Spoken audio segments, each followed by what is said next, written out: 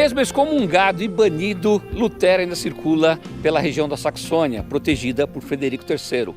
Mas os seus ensinamentos e os seus livros ultrapassam essas barreiras, criando um problema para Carlos V.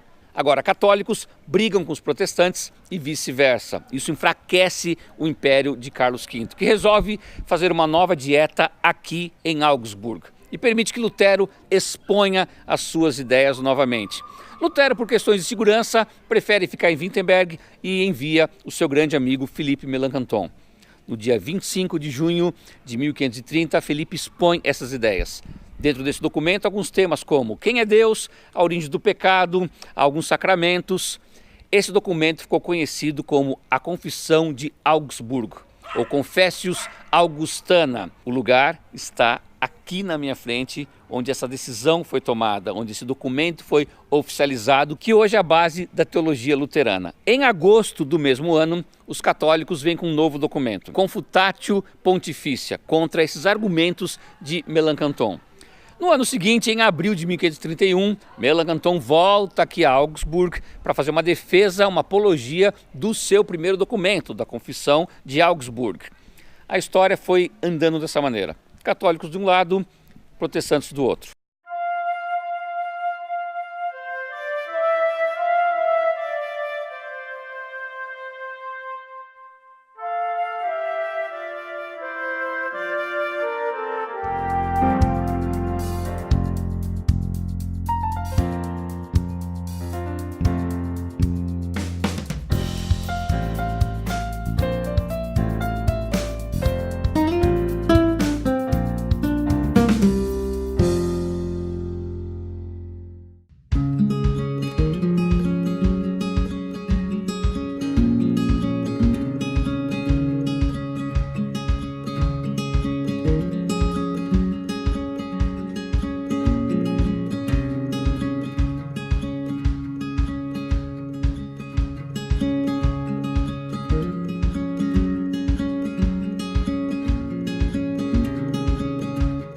Em Augsburgo, se buscava uma espécie de conciliação entre ideias luteranas, ideias romanas.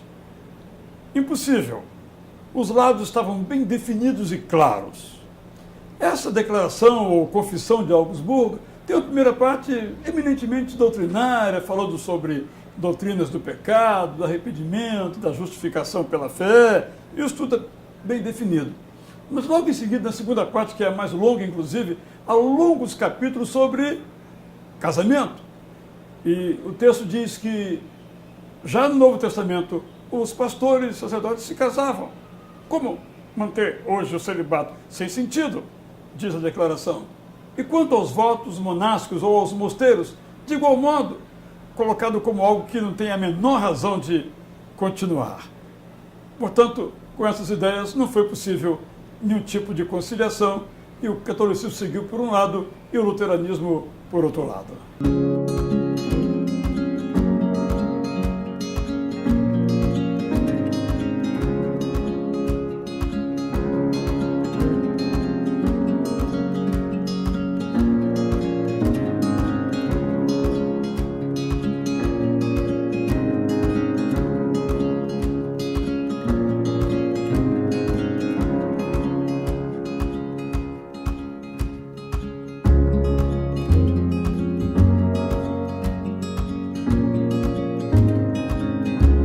A dieta de Augsburgo ficou para trás. A divisão estava clara, mas ainda se tentava dos dois lados um concílio. Lutero queria que ele fosse na Alemanha e o Papa em Roma, mas conseguiram chegar a um acordo de fazê-lo na cidade de Trento.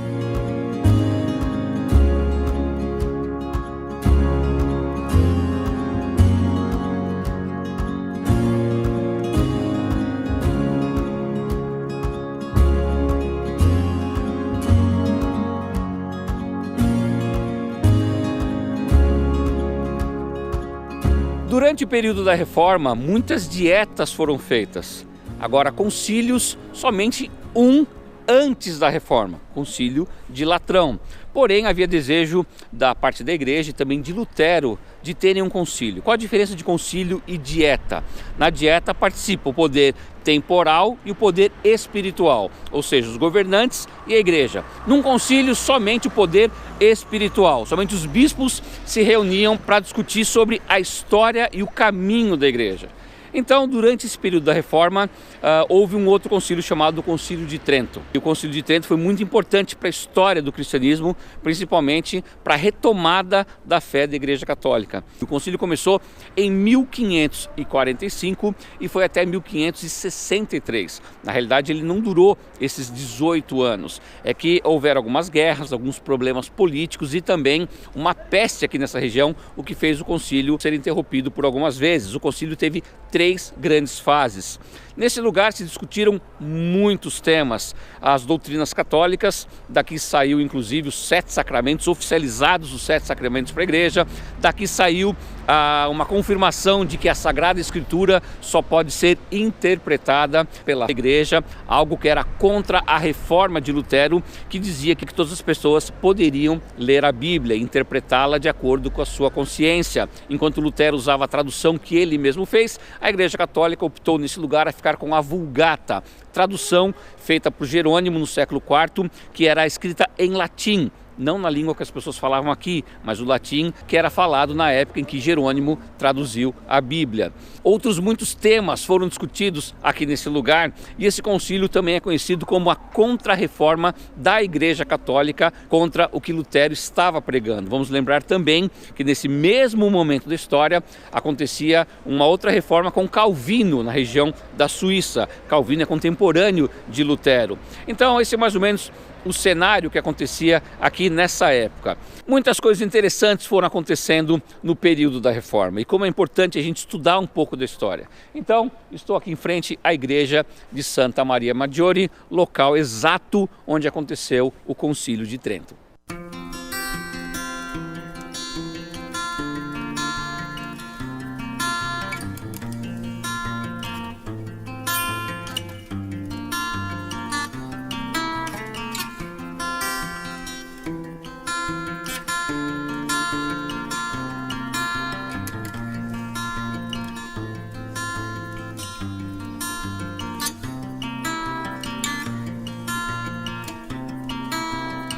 Ao contrário do que se pensa, Trento foi um concílio para acertar as diferenças, mas não deu mais certo. Se você pega as atas do concílio, a cada sessão tem salvo-conduto para os protestantes virem, porque era um concílio para acertar as diferenças, né? Mas só em 63 chegaram os protestantes para expor. Foram segurando, várias sessões dizem, não, nós não vamos votar enquanto não chegar a delegação protestante. Foi o intento de que a reforma fosse feita dos dois lados e consensualmente pelos dois lados, né? E que não deu certo, né?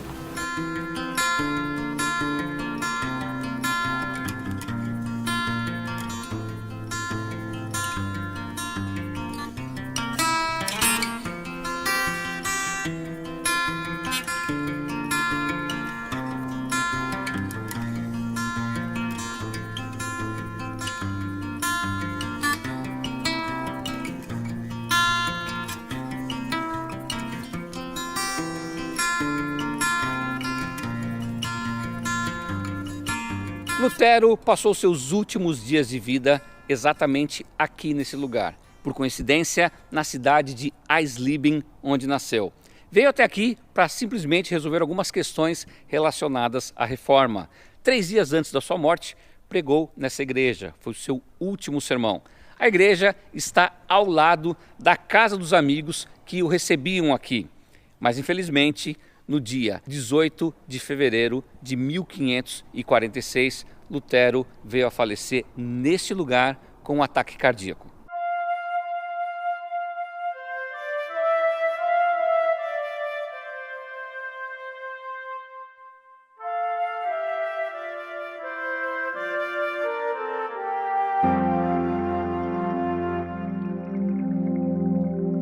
A voz de Lutero se cala nesse dia. Mas cada ato de luta e perseverança por uma reforma na igreja se consolida, e seu legado é testemunhado através dos séculos seguintes. A história do Adventismo comumente inicia no século XIX, porém as suas raízes teológicas vêm bem antes disso, e Lutero é reconhecido pela teologia adventista como um homem de Deus erguido para restaurar uma verdade que há muito tempo estava perdida.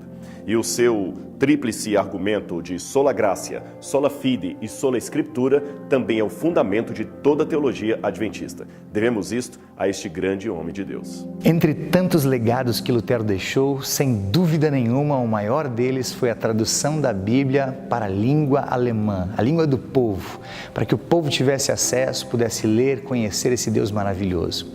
A igreja continua tendo esse hoje como o grande propósito de levar essa palavra para todas as pessoas, com toda a sua simplicidade, para que as pessoas conheçam a palavra, creiam em Jesus como seu Salvador e sejam salvas.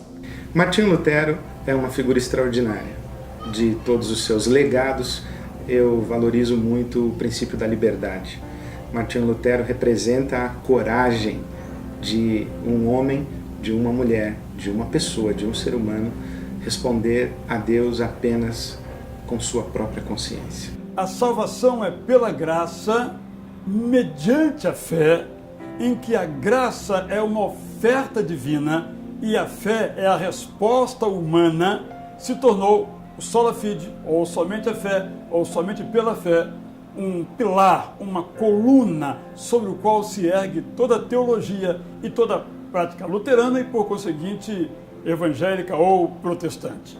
As comemorações, as festividades, a gratidão pelos 500 anos da Reforma Luterana se deve ao fato do retorno, do resgate do Evangelho, da mensagem da salvação em Cristo Jesus. E é esta mensagem que hoje nós continuamos ouvindo, praticando e proclamando a esse mundo que tanto carece dela. O corpo de Lutero foi transladado para a cidade de Wittenberg, local onde viveu a maior parte da sua vida, onde era protegido e amado. Você se lembra da Igreja de Todos os Santos ou a Igreja do Castelo, onde somente a elite, os intelectuais, estudantes e Frederico III frequentavam. Local onde 2 vezes ao ano aconteciam as exposições das relíquias de Frederico. Lugar onde se comprava descontos no purgatório, onde se comprava o perdão do seu pecado. Mas por que eu estou falando dela novamente após a morte de Lutero? Eu estou agora na parte interna da igreja, muito próximo à porta onde foram fixadas as teses de Lutero. A porta era mais ou menos parecida como essa, de madeira, né? A outra de bronze está do outro lado, há um pequeno átrio e as pessoas passavam por aqui para visitarem, para frequentarem a igreja. Essa era a entrada oficial. O interessante é que nessa igreja haviam as grandes peregrinações. As pessoas vinham aqui ver as relíquias de Frederico III. Ninguém sabe ao certo se Frederico III se converteu ao luteranismo ou não. A grande maioria acha que ele permaneceu católico. Alguns acham que no final da sua vida ele pediu a comunhão nas 2 espécies, algo que era comum aos luteranos. Mas o que é bonito de se ver é que Frederico respeitava demais Lutero, muito as suas ideias e os seus ideais, tanto que protegeu demais Lutero. E o que é interessante quando a gente está aqui na igreja é saber que Lutero foi enterrado aqui dentro, debaixo do púlpito, que tanto usava. E ao seu lado, o túmulo do seu querido amigo Felipe Melanchthon, e o seu braço direito na Reforma Protestante. Após a morte de Lutero, o Concílio de Trento ainda estava em andamento. Cabe lembrar que até o momento foi o concílio mais longo da história da igreja. Mas enquanto os assuntos não se definiam em Trento, nossa história volta para Augsburg. Por aqui, no ano de 1555, assinaram um documento chamado A Paz de Augsburg, que definiu o seguinte: a partir desse momento é oficializado cuius regio eius religios. Numa tradução mais informal, a religião que o rei decidir será a religião do povo. Esse tratado, assinado por Carlos V, estabelecia uma tolerância aos luteranos dentro do Sacro Império Romano da nação germânica, o que foi um passo importante para a consolidação da reforma de Lutero.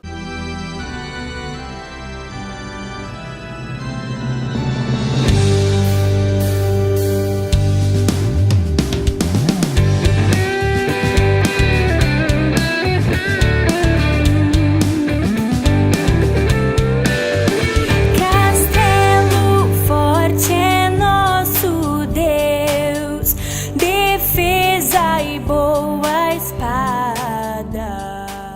A grande pergunta é por que se pode celebrar a reforma. Então a reforma tem dois temas. Ela tem a reforma da igreja, que era um clamor e continua um tema atual, e a ruptura que não foi querida nem por Lutero, nem por Roma. O que se celebra hoje juntos é que nós estamos num momento ecumênico e é possível, de novo, resgatar os grandes pedidos da reforma, que é uma vida mais simples, atenção ao povo, diálogo em vez de condenações, e houve uma reconciliação, né, com o documento conjunto Igreja Católica e Federação Luterana Mundial da Justificação pela Fé, ao qual já aderiram os metodistas, e agora, nesse ano, a Aliança Reformada Mundial acabou de aderir também ao documento. Então a gente celebra que a Igreja deve estar unida e deve reformar-se para que essa união possa acontecer.